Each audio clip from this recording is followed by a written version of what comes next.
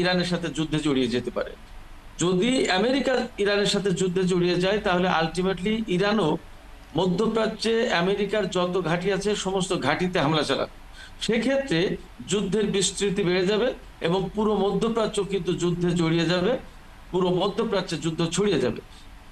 এই জায়গা থেকে আমরা মনে করছি বা আমি ব্যক্তিগতভাবে বিশ্বাস করছি যে যদি হামলা অল্প সময়ের ভেতরে হামলা পাল্টা হামলার ঘটনা যদি বন্ধ না হয় তাহলে এই যুদ্ধের বিস্তৃতি ঘটবে এবং এই যুদ্ধ অনেক বড় যুদ্ধে পরিণত হতে পারে। আপনি যে প্রসঙ্গে বলছিলেন যে যুক্তরাষ্ট্র তো আমরা দেখতেই পাচ্ছি এরই মধ্যে প্রচ্ছন্নভাবে এই যুদ্ধে বা এই উত্তেজনার মধ্যে জড়িয়ে গেছে। ইরানের পক্ষ হয়ে রাশিয়ার প্রত্যুত্তর দেওয়ার সুযোগ আছে কিনা আপনি সেরকম কিছু দেখতে পান কিনা? আর যদি এরকম হয় শেষ পর্যন্ত তাহলে কি এটি আসলে বিশ্বযুদ্ধের দিকে গড়াতে পারে? হ্যাঁ, আমেরিকা ইসরায়েলের পক্ষে প্রচ্ছন্নভাবে তো আছেই। আমি মনে করি যে আসলে শুধু প্রচ্ছন্নভাবে না, অনেক আগের থেকেই ইসরায়েলকে ডিফেন্ড করার দায়িত্ব আমেরিকার, সেই কাজটা করে আসছে। গাজায় একেবারে বেসামরিক মানুষ বেঘরে মারার পরেও ইসরায়েলকেই সমর্থন করে যাচ্ছে আমেরিকা এবং এটা তাদের সাংবিধানিক দায়িত্ব বলে আমি জানি। সেক্ষেত্রে আমেরিকা জড়িত থাকবে।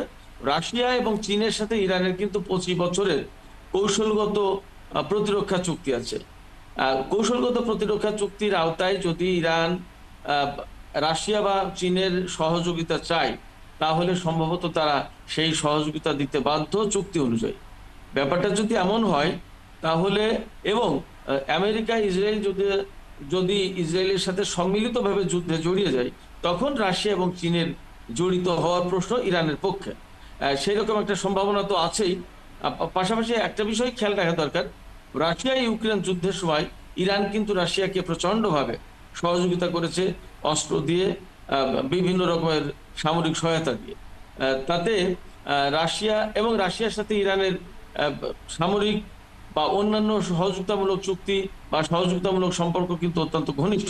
সেই জায়গা থেকে যদি আমেরিকা ইরানের বিরুদ্ধে যুদ্ধে জড়িয়ে যায় এবং ইসরায়েল আমেরিকা যদি একসাথে ইরানের বিরুদ্ধে যুদ্ধ শুরু করে তখন রাশিয়া চীন এরকম কোন কোন মিত্র দেশের ইরানের পাশে এসে দাঁড়ানোর হয়তো একটা প্রশ্ন আসবে। এই উত্তেজনা নিয়ে যেই সময়টাতে যেহেতু কথা হচ্ছে মধ্যপ্রাচ্য কেন্দ্রিক, মধ্যপ্রাচ্যকে নিয়ে সেখানকার অস্থিরতা নিয়ে, সেই ক্ষেত্রে স্বাভাবিকভাবেই প্রশ্ন আসে মধ্যপ্রাচ্যের অন্য দেশগুলোর ভূমিকা ক্ষেত্রে কি হবে? মধ্যপ্রাচ্যের অন্য দেশগুলোর ভূমিকা যা আছে তাই থাকবে। যা আছে তাই থাকবে সেটা এরকম যে সাধারণভাবে আমরা দেখতে পাচ্ছি মধ্যপ্রাচ্যের বেশ কিছু দেশ একেবারেই ইরানের বিপরীতে অবস্থান নিয়ে আছে, যেমন জর্ডান একেবারেই সরাসরি ইরানের বিপরীতে অবস্থান নিয়ে আছে। জর্ডান হচ্ছে একেবারে ইসরায়েল সীমা। সৌদি আরব, সংযুক্ত আরব আমিরাত, এই দুটো দেশ খুব টেকনিক্যাল অবস্থান নিয়েছে ইরানের সাথে সম্পর্ক রাখছে উপর, কিন্তু বেসিক্যালি তাদের দরদটা ইসরায়েলের প্রতি বেশি। যদিও সৌদি আরব ইসরায়েল যে ইরানে হামলা চালিয়েছে তার ব্যাপারে ইসরায়েলের বিরুদ্ধে নিন্দা জানিয়েছে সৌদি আরব, সংযুক্ত আরব আমিরাত, কিন্তু তারা প্রকৃতপক্ষে ইসরায়েলের সাথে সম্পর্কটা চায়।